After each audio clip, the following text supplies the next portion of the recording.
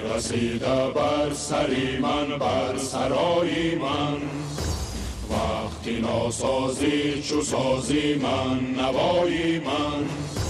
وقتی بیماری من، همچون دوای من. کرده ای عمری جوانت را فدای من. پیشوای ملتی من، پیشوای من.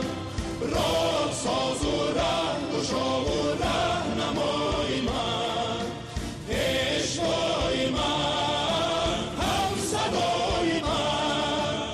پیشوای من، هم صدای من.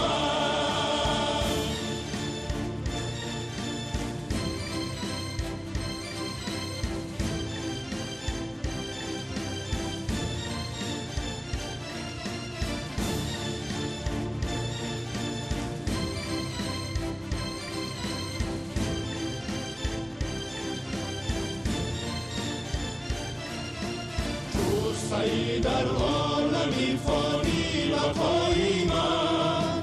کرده ای بارا در این دنیا بهای من. با دعای من رسیده از خدای من. میهنم را کرده ای جنت برای من، جنت برای من.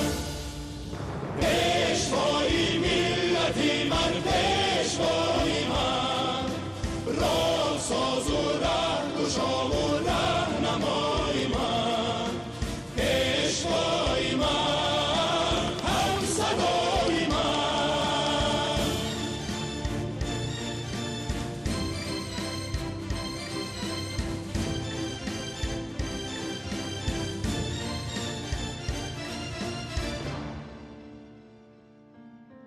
از تو باشد نوری نب در خاندانی ما.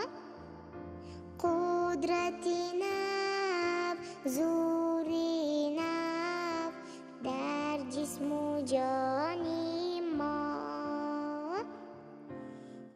آسمان صاف و بیغش آسمان ما. راه ساز و ره کشا و رهنمای من.